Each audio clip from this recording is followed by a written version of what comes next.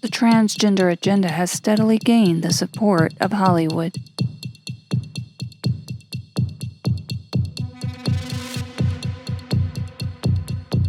Schools are now actively promoting it.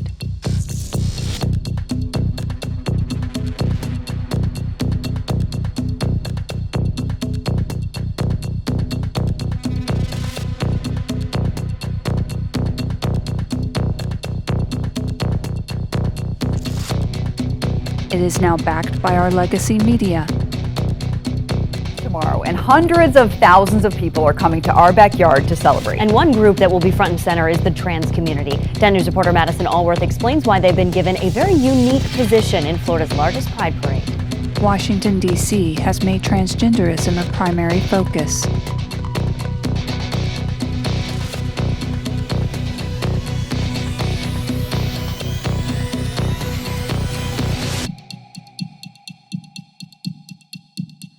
Sadly, the churches have joined in the promotion of transgenderism.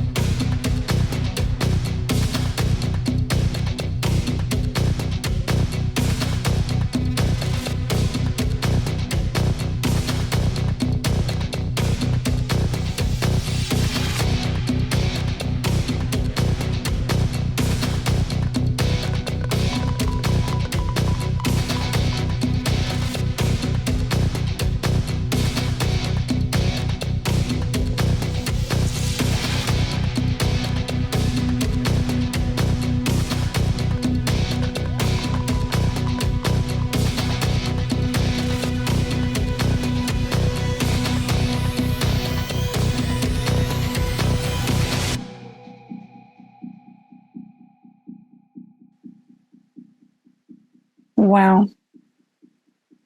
That was intense. Hello, my name is Courtney Guthrie, and I'm talking about the transgender movement, its negative impact on women, and why the church should be advocating for the biblical definition of the female gender. We need to recognize the harmful consequences of affirming the delusions of people who suffer from gender dysphoria. It is my belief that the transgender movement completely defies the biblical view of womanhood. This has massive negative consequences for all women. The transgender movement has produced a meteoric rise in the acceptance of their narrative that men and women are interchangeable. They have defined gender as whatever your inner truth reveals to you, and they have demanded that anyone who questions their heroic mission be thoroughly punished for their crime. The relentless pursuit of this acceptance distorts the gospel message of man's salvation through Jesus Christ by erasing the beauty and distinctness of gender and how we are to be restored from our brokenness through Jesus Christ. The cult of transgenderism has placed women and children upon its altar to the God of the self, and it is time, long past time, for us to stand up. Christians have historically carried a strong voice for change. That change has led to great strides in many human rights issues. In the ancient world, they worked to end infanticide. This is a practice that the Romans had when babies just didn't measure up, to leave them outside to suffer from the elements. But Christians would come to the trash heaps and find them and take them into their families because they understood the value of human life. William Wilberforce, who was a Christian, is a well-known, outspoken abolitionist of our history. And Frances Willard was a strong Christian voice on raising the age of consent in many states. And I bet you know Florence Nightingale. She was the founder of modern nursing. She fought to expand medical knowledge for nurses throughout their field and against any discrimination. But where is the church now? The pulpits are mostly silent on this issue, with a disturbing number beginning to advocate for transgenderism. The church needs to understand the painful impact this movement has on women. Acts 20 warns of the dual enemies of the church, that which is external and those who are bred in the bosom of their own community. The external pressures insist on changing the definition of women. They are leaving women in jeopardy of losing those hard-won victories for equal opportunities of scholarships, athletic prizes, and other opportunities. But the church must rely on the immutable standard of God, who defines women's creation in Genesis 1:26 through 28. Man could have been created so that he could procreate on his own, but God chose to create woman, making the union able to fulfill his commandment to be fruitful and multiply. Yet, mankind's attempt to oversee these roles through medical manipulation may leave people incapable of fulfilling this commandment. Worse, however, transgender people suffer a very high percentage of depression and risk of suicide.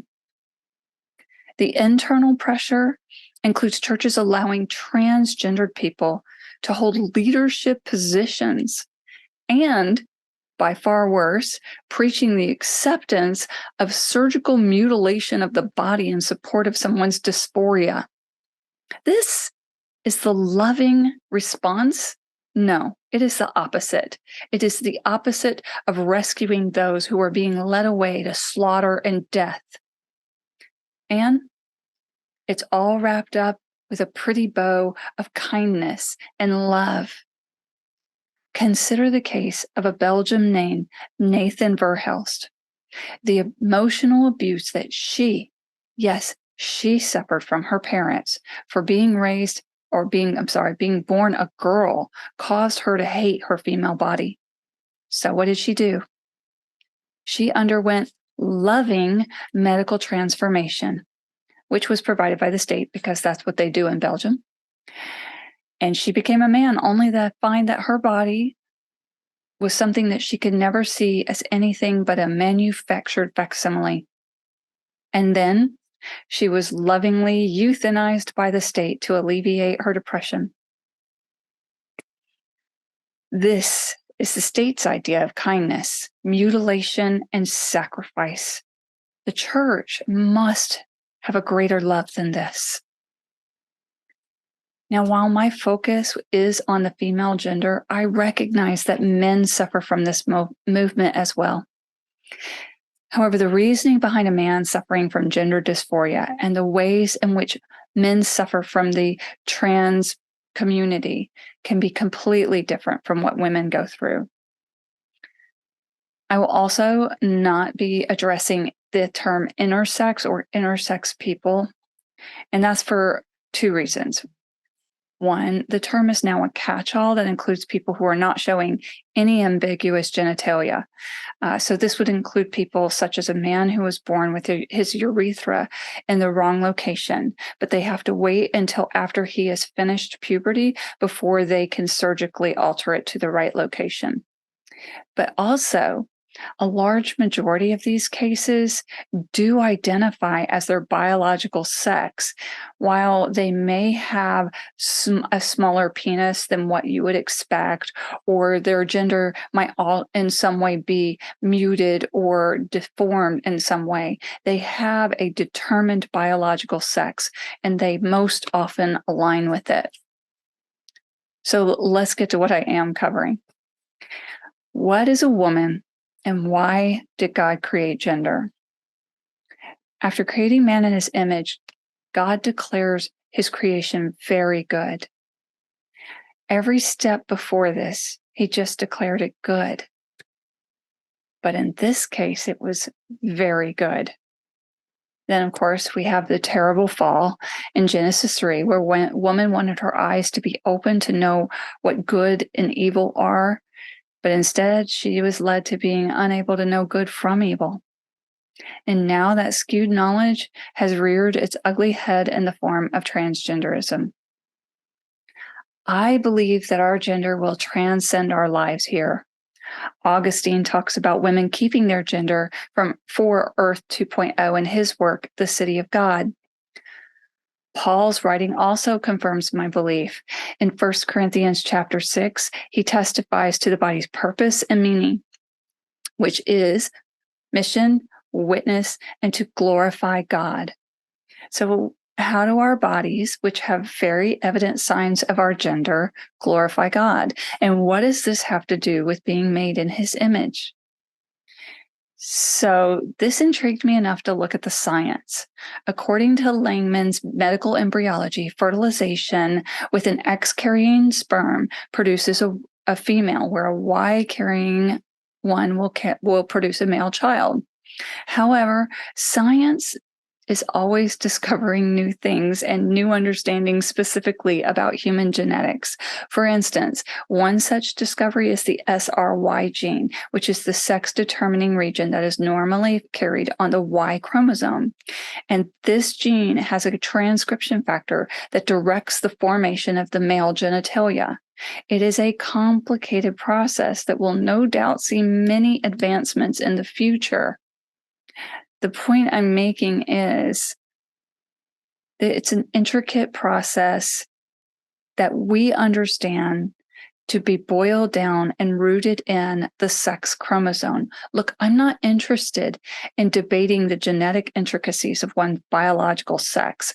However, I think it is reasonable to accept that if everything were functioning properly, we would understand that males are the ones who produce sperm and females are the ones who produce ova, and that it all comes down to that X or XX or XY sex chromosome.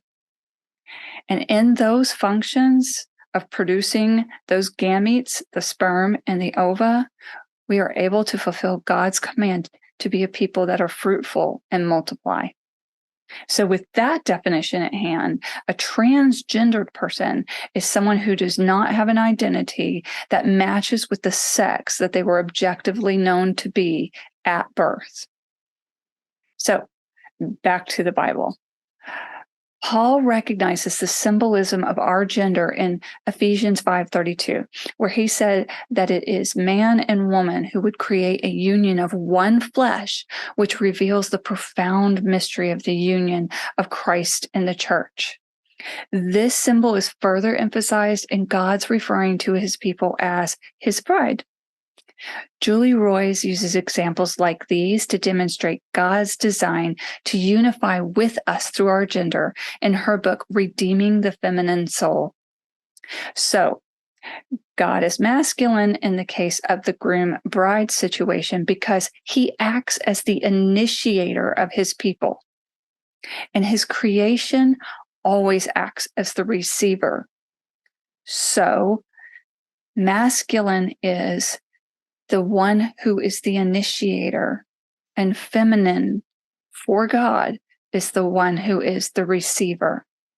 And this symbolism works and it permeates all the way down to those gametes that I mentioned just a minute ago, the sperm and the ova.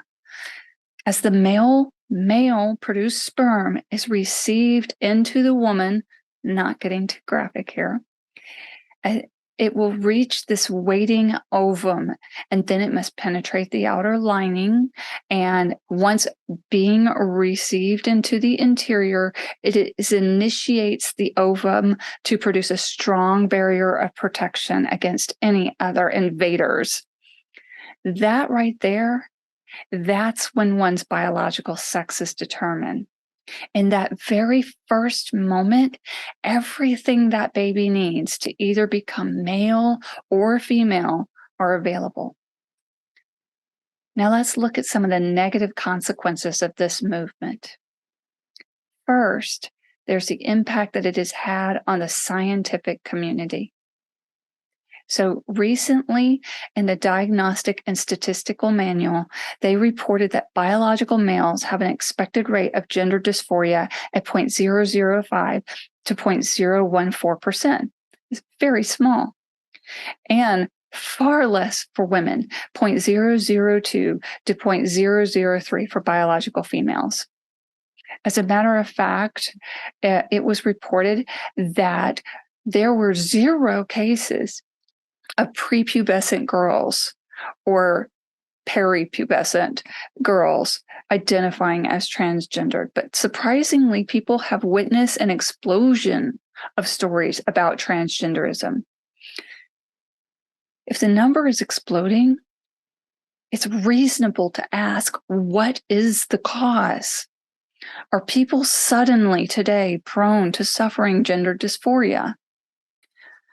I would argue that the numbers have been increased due to society and not science. So let's look at the history. Since history has defined the present culture, it's relevant to see how transgenderism has become accepted by mainstream science and academic communities as a healthy behavior.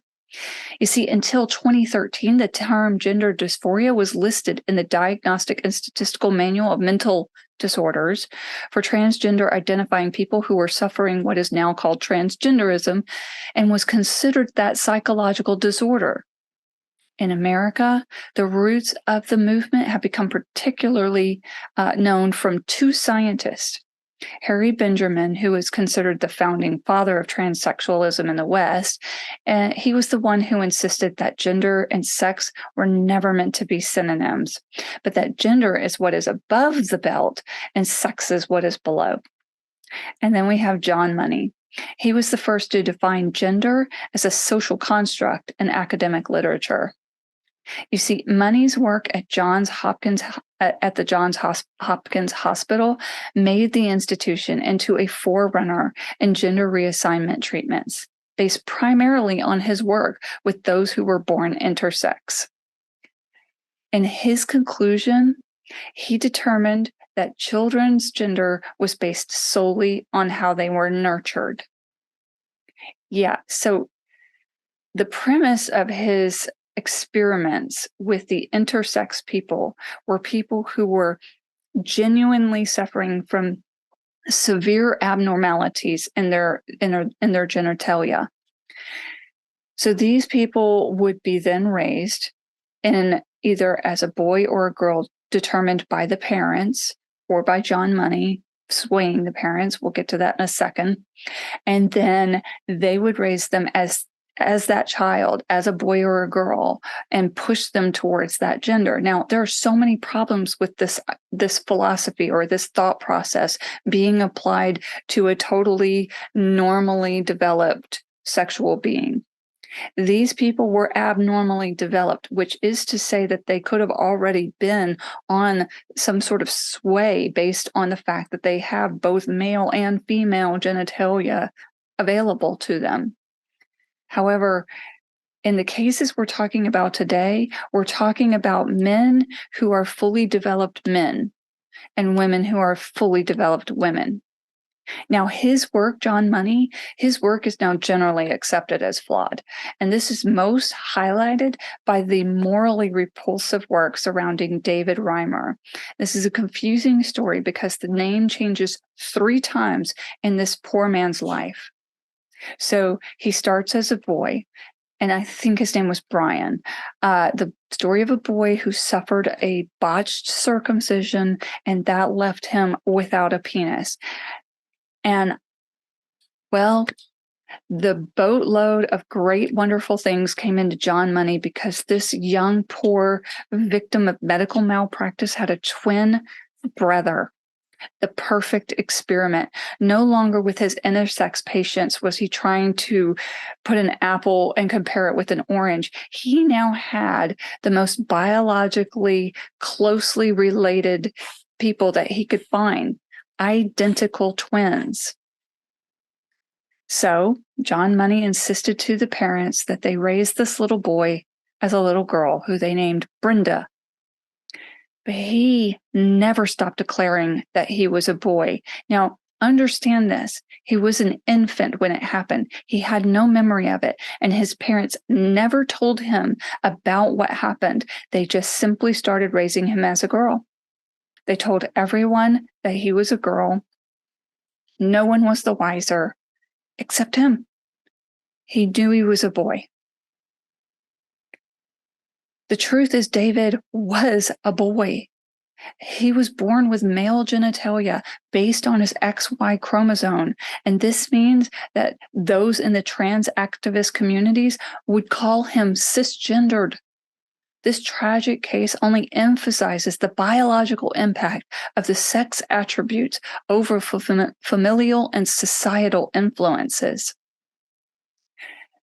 So, how did it rise to today?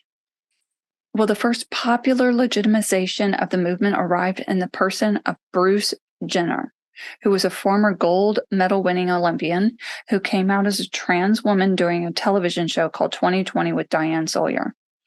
So, what was once understood to be a medical disorder through this famous affirmation became popularized. Bruce became Caitlin, and the world rejoiced. But the political backbone of the movement was exposed when Caitlin did not maintain the accepted doctrine among the trans community. That narrative is described as social justice to bring inclusiveness and diversity, but provides such a strict belief system that it requires a strong central force to ensure adherence to its tenets. Noah Michelson, who is a HuffPost writer and a self-proclaimed fan of Caitlin, said, "How can Jenner possibly reconcile her Republican identity with her trans identity? The problem is she can't really, especially if we take into account the concept of intersectionality, something of which she appears to be stunningly, troublingly ignorant. You see, one cannot be trans and affiliate with the enemy. What was once a painfully damaging problem that needed care and understanding is now a status that demands accolades and submission to the movement." And here's where I'm making my point. This is dramatically apparent in the attack by transgendered activists against the physician named Lisa Littman in Brown University, where Lisa Littman worked as a researcher, when she published a paper on rapid onset gender dysphoria. You see, as a doctor, she started to notice the rapidly rising rates of transgenderism in teenage girls, and she wanted to know why it happened. She's not anti-trans. She's actually somewhat liberal, mostly liberal, but she just wanted to know why it was happening. So, with the enforcement arm of the transgender movement becoming a barrier to scientific inquiry, there is now legitimate concern that those who are truly suffering from the grips of gender dysphoria will never see scientific discoveries that may help alleviate this pain of living in the wrong body according to their brains. Sadly, this research could help other people who suffer from other body image issues. One such example is a woman who believed she should be blind, even though she had absolutely normal vision. So what did she do? She found a psychologist who was lovingly willing to help her lose her sight by prescribing numbing solution and drain cleaner drops. I don't think that's a straw man. I think that is extremely descriptive of what we're asking of people today. So that's the negative impact on science. What about the negative impact on women? I want to start with how men are erasing or hurting women. You see, the blind promotion of the transgender agenda allows for men to prey on women by entering their private spaces without any fear of reprisals.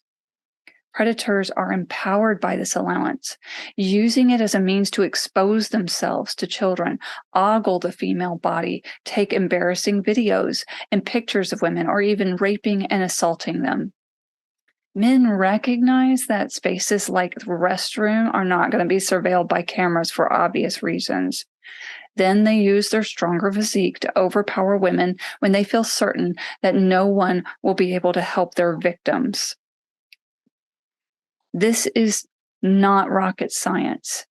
If you tell people that the very thing that is keeping them from having access to these private spaces is that they just put on a dress, predators will use that as a door, as a gateway to cause harm to women. And women know it intuitively. Collateral damage includes women who, out of fear of going to those public bathrooms now, will avoid drinking fluids, which can create serious health risks for them. Biological differences starting in the DNA of every cell determine that men will have physical advantages in most sports. Men who are willing to compete as women have claimed scholarships, prizes, accolades. This negates years of work by feminists who were trying to level out the playing field. Opportunities that were once held only by men that were finally open to women are now enthusiastically being erased by men because of their innate advantages. As society gains righteous momentum in promoting the false beliefs of transgenderism, a man who identifies as a woman could potentially be promoted in areas once reserved for biological women only, like beauty pageants or makeup commercials. And this excludes biological women from valuable sources of income because they are not part of the preferred messaging.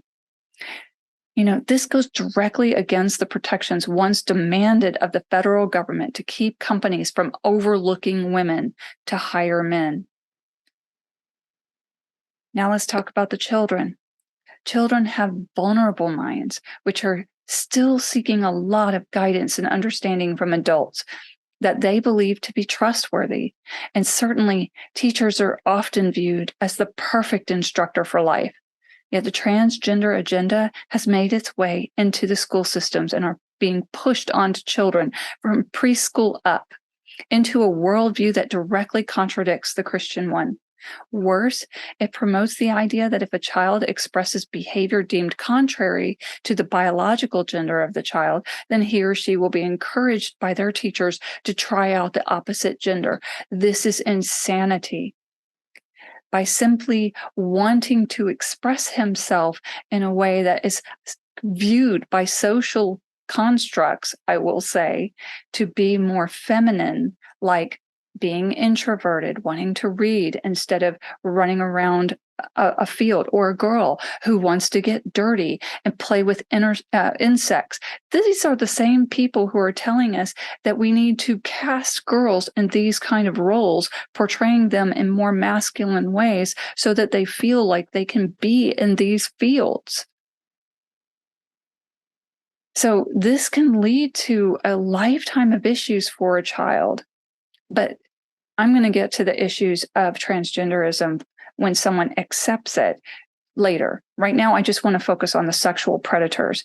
Think about the teaching positions. Once again, you're saying that I am going to open up teaching positions for people so that they can manipulate children to hide things from their parents.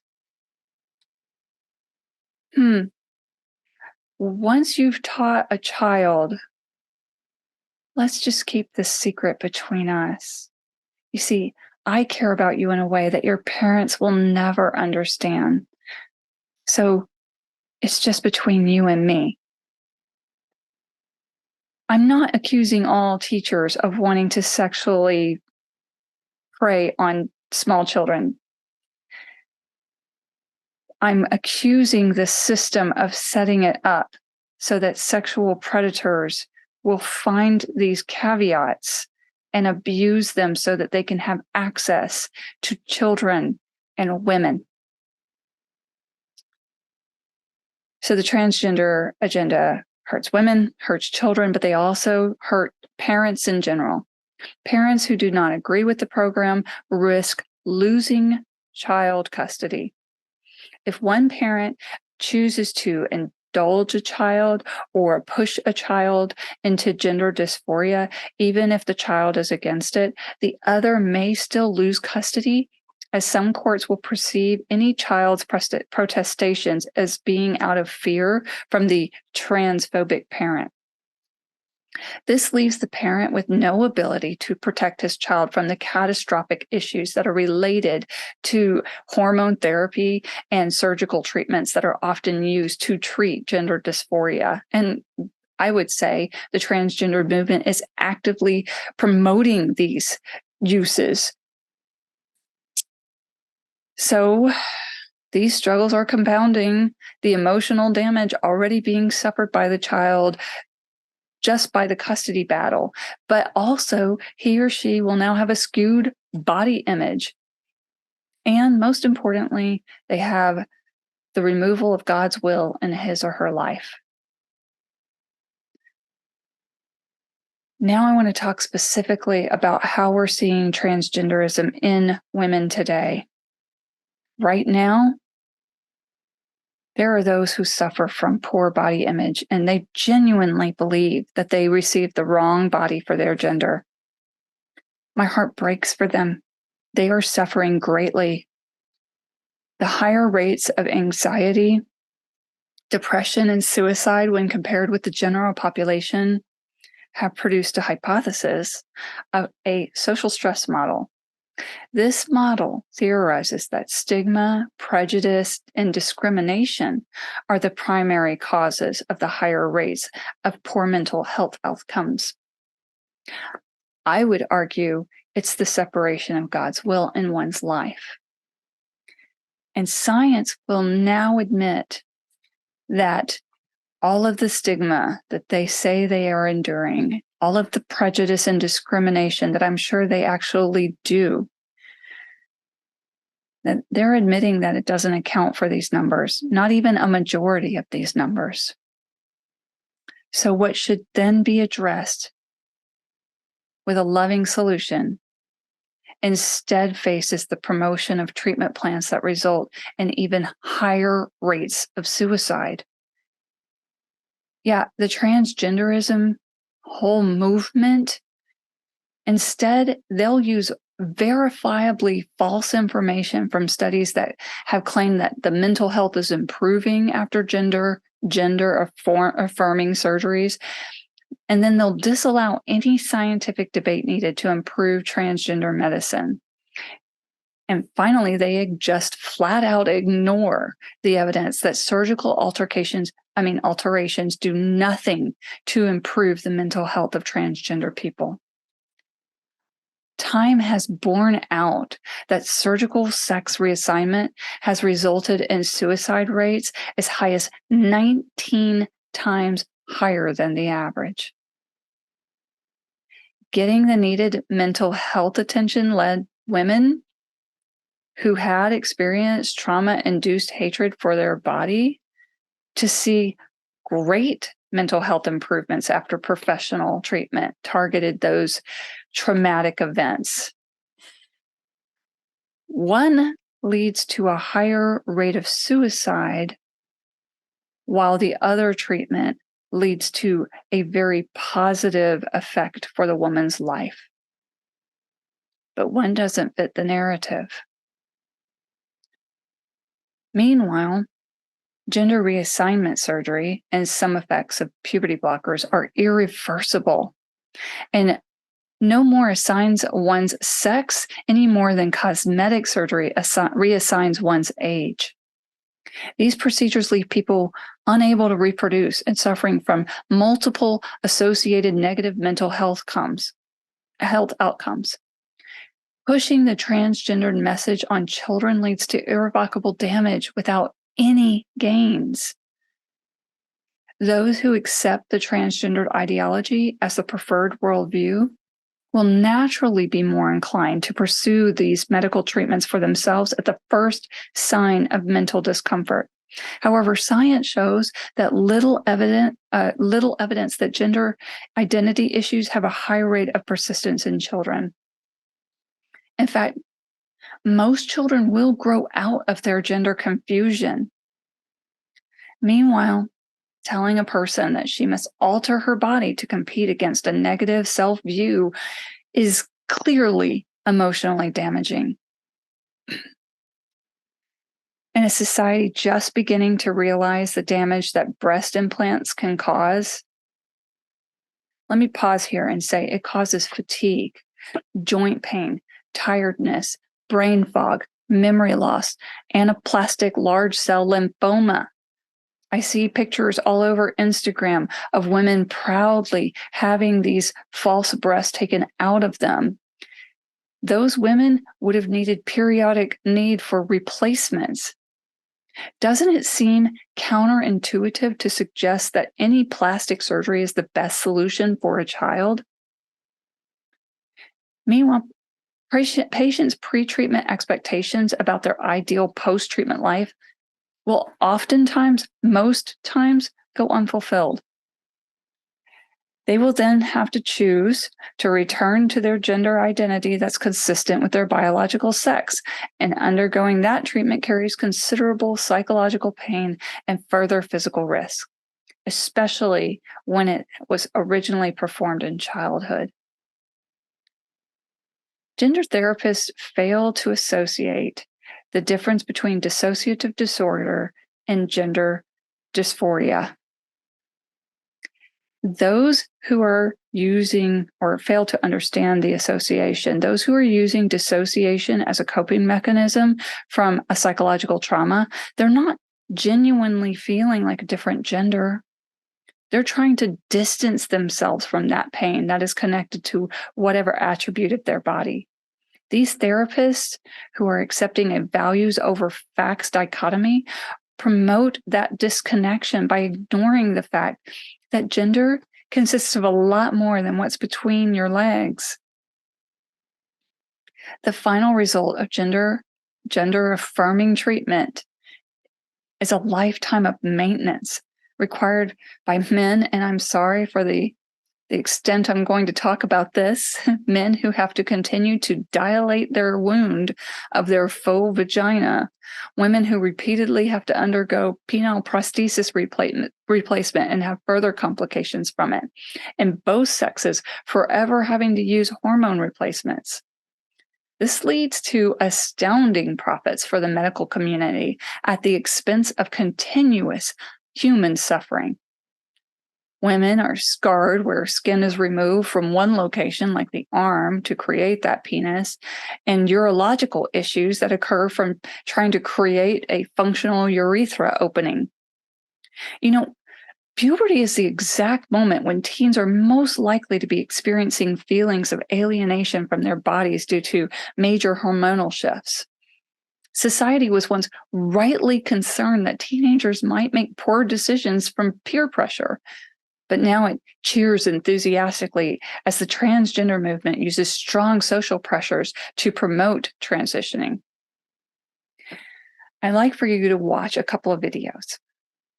The first one, you're going to see an animated story of a girl's discovery of transgenderism. I'm sure that this girl's story was put in an animated form to make it cuter and allow kids to relate to it and identify with it more. So let's watch the video now. When I was younger, I realized there was something different about me. I didn't really like playing with Barbie dolls or wearing dresses. Not that many people liked me. I got picked on. It made me very sad. I felt fat and ugly, and I got bullied for being the tomboy. Then I got a phone one day and discovered the term transgender. And I looked it up, and it made so much more sense to me. I realized that I was transgender, but surprisingly, no one really hated me for it. I had so many friends who cared and tried their best to understand. I'm proud to be myself. Did you notice that she had to find out that there was this thing called transgenderism to discover that she's transgender? Does that make any sense to you? Let's go back to the case of David Reimer. Nobody had to tell him that there are people out there who feel like a different sex. Nobody had to tell him that there was this thing called gender dysphoria. Nobody was on board with him even thinking that this was a possibility. And yet he constantly declared his sex was different from what they were saying it was. He was a boy. Now I want you to watch this video from Chloe Cole. And the reason why I put these two so close together is because I would like for you to look at the similarities in Chloe Cole's story. Let's watch that now. My name is Chloe Cole, and I am an 18-year-old former transgender child. I was and still am the type of kid that never really fit into social norms. I was a tomboy, I was shy, I didn't socialize easily. At 11, I made my first Instagram account. I had unmonitored internet access. It wasn't long until I was exposed to a ton of LGBTQ content online. I was only 12 years old when I told my parents that I was a boy. Like many parents in that situation, they didn't have a clue what to do. At 13 years old, on the advice of so-called medical professionals, I was put on puberty-blocking medication, and only a month later, I was given my first testosterone injection.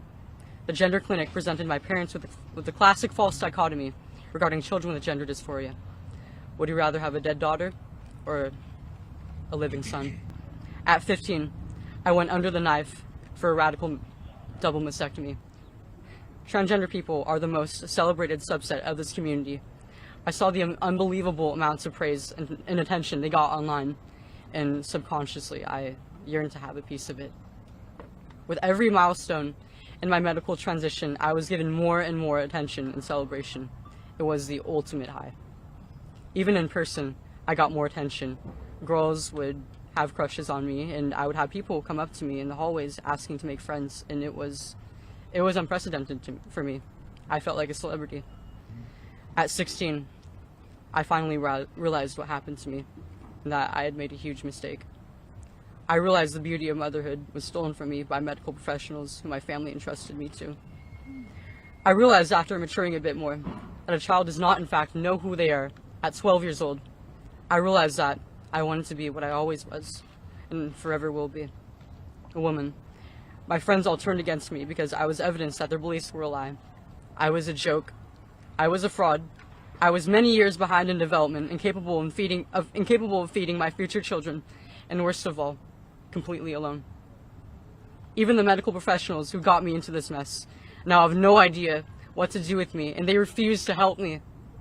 It almost killed me, as it has killed many who regret transition.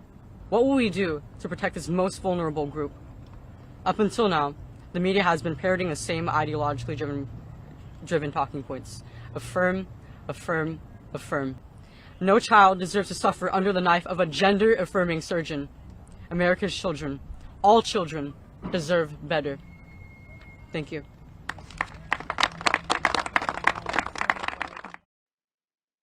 Did you catch it? She went online and discovered transgenderism. These aren't just one-offs.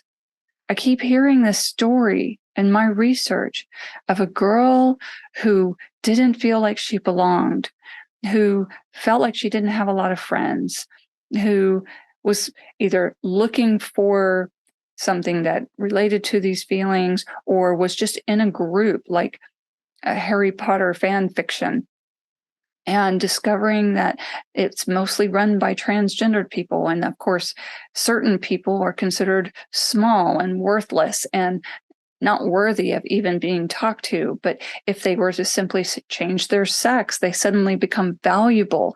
And that's what they're doing. They're becoming male, transgendered. No longer are they cis white females. They're now someone who's marginalized and needs to be upheld and applauded. They're made celebrities. And yet nobody's questioning if this could have any impact on why transgenderism is exploding. So I'm going to switch from the negatives. I want to talk a little bit about the contradictions.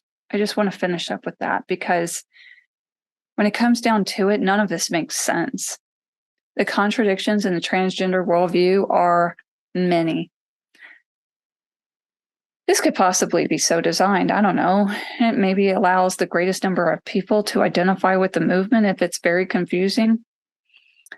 For instance, the foundation of transgenderism rests on how one feels about his or her gender. and yet feelings about oneself are malleable. The transgender movement roots their definition of gender, roots it in those subjective feelings. They've learned to say, though, that they don't feel like a different sex from their biology, but that they are a different sex from their biology, but they cannot define what that means. They have skewed language in the same way they have skewed their own definitions of themselves. They now call one's biological sex their assigned sex. And this gives a person who is identifying as transgender oppressive authority over doctors and even their parents. It creates a feeling of helplessness for them because they're having to fight to be defined by how they feel, which is something that cannot be objectively determined rather than what is physically obvious. This necessarily makes the definition of transgender malleable, but even that is acceptable to the transgender activists because they say gender is fluid. They essentially argue that gender is so fixed, it must be cemented with hormones and surgery to affirm a person's fluid feelings.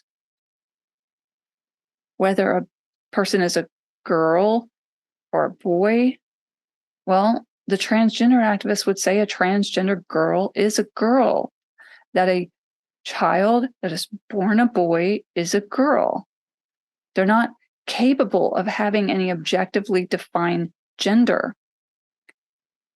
Ryan Anderson cited Deanna Adkins in the open court declaration from a North Carolinian federal district court about House Bill 2. This is the bill about the bathrooms. They wanted to make them for biological sexes only.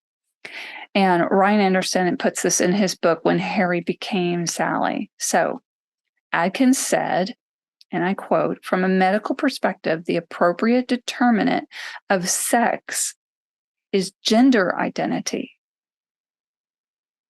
I'm sorry, but I can't help but think of the verse that says, "Woe to those who call evil good and good evil, who put darkness for light and light for darkness, who put bitter for sweet and sweet for bitter." Atkins' standard does not apply to any other mammal. A person's biological sex, that determines their medical treatment plans, such as the proper reading of test results or pharmaceutical dosages. I saw a video of a man who dressed up as a woman, but was still very apparently a man, who went out and obtained the urine of a pregnant woman. She gave permission of it. And he took it into a clinic and declared, "I think I'm pregnant. I would like a pregnancy test." They gave him a test. They told him it was positive, and they congratulated this man on his positive pregnancy test. This, according to Atkins, is the correct way to go because his identity, his gender identity, his feelings about himself should weigh more on their medical view than his actual biology. However, a man who tests positive with a pregnancy test, okay, first of all, clearly not pregnant, but second of all, this could have incredibly negative consequences. He could be suffering from anything as simple as a small cancer to a large cancer. I mean, I think in every case it is a horrible, horrible prognosis. And yet it's never something good. It's never, congratulations, you're pregnant. So I say that Adkins is calling what is evil good and what is good evil. In transgenderism, on the one hand, gender is separate from the physical, scientifically determined sex, but on the other hand, only the material world exists. Gender is determined by a social construct in utero. It is innate and results in a man being trapped in a woman's body. But there are no significant differences between men and women. The truth is defined as whatever you claim it to be, but there is only one truth that can be found within the person and must forcefully be accepted by all. All people should be free to believe whatever brings them peace and joy, except when it's determined that they should not be free to do that. Without referring to the amorphous inner self, they can't answer what is a woman. If one feels like a woman, what does that mean? If it's a man who's claiming it, is it simply some discomfort with his body, or is there some solid definition that they think they're going to be able to find? And why does this only apply to gender? Why can I not feel like a different ethnicity, a different age, a different animal, or any other category? Why should anyone be allowed to take drastic medical measures to alter her body in the case of gender, but not if she feels fat and found to be experiencing anorexia? While one may believe that Jesus is the Christ, there is a truth there that can be determined about this belief. He either is the Christ or he isn't. So when someone says she believes she's the opposite gender, that can be tested. She either is a man or she isn't. Beliefs, however, feelings, those can't be tested. The bottom line is, if gender is created within the self, on what basis should anyone be required to affirm it? There are two sexes, too, and it's stamped indelibly upon the genetic backbone of every single cell, from brain to toe, and it is unchangeable sex, unchangeable in every human being. While the feelings of the mind will dart to and fro, swimming within the changing tides of society, rooted in the unstable sands of the heart, man will never, ever be able to change his sex through hormones or surgery. All he can do is create a counterfeit representation. While there is still much to be learned about the physical science behind why one would feel so separate from their body that they would mutilate it, the foundations of the purpose behind gender stand as the cornerstone for whether one is male or female. Thomas Brooks warns that many have eternally died the wound of the eye and forever fallen by this vile strumpet of the world, who is laying forth her two fair breasts of profit and pleasure, have been cast into eternal damnation. Many today have fallen into this trap by seeking the profit to be made by medical transitions and the pleasure of societal praise.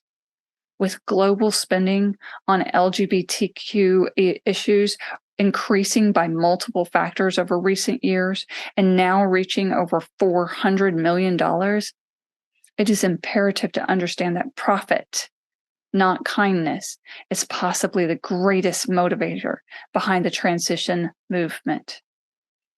According to Psychology Today, cult leaders look for people who will toe the line, acting as slaves toward the ideology, and members find happiness in good behavior or performance, believing that they alone have the truth or the best version of it, with fear of consequences of leaving their group. These cults influence others to create a new identity and suppress their old one.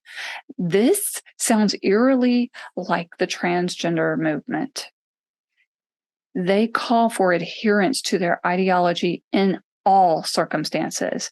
If one leaves the movement and detransitions, they lose their glitter family gained when they declared themselves as a trans person.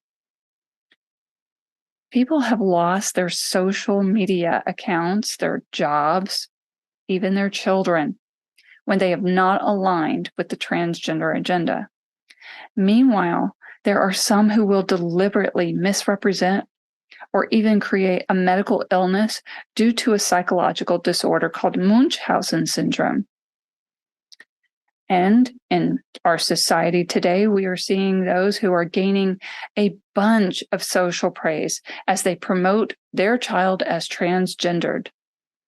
These people could be dealing with their own psychological disorder, transferring it to their child as Munchausen syndrome by proxy. Whatever factors are at play, it is clear that there are far more negative consequences to affirming a transgender delusion than positive outcomes. Women suffer in unique ways no matter how they identify. As Christians, the church should stand against anything that promotes a false ideology and undermines God's will. Instead of falling in step with the world, the church should embrace the message of the Christian Medical and Dental Associations, who have said, "The Christian community is to be a refuge of love for all who are broken, including the sexually broken, not to affirm their sin, nor to condemn, but to shepherd them to Jesus, who alone can forgive, heal, restore, and redirect to a godly, honorable, and virtuous way of life. God provides the remedy for all moral failure through repentance and faith in Jesus Christ and the life-changing power of the Holy Spirit. Though healing may be incomplete on earth, the promise of complete healing for those who are in Christ will ultimately be fulfilled in heaven."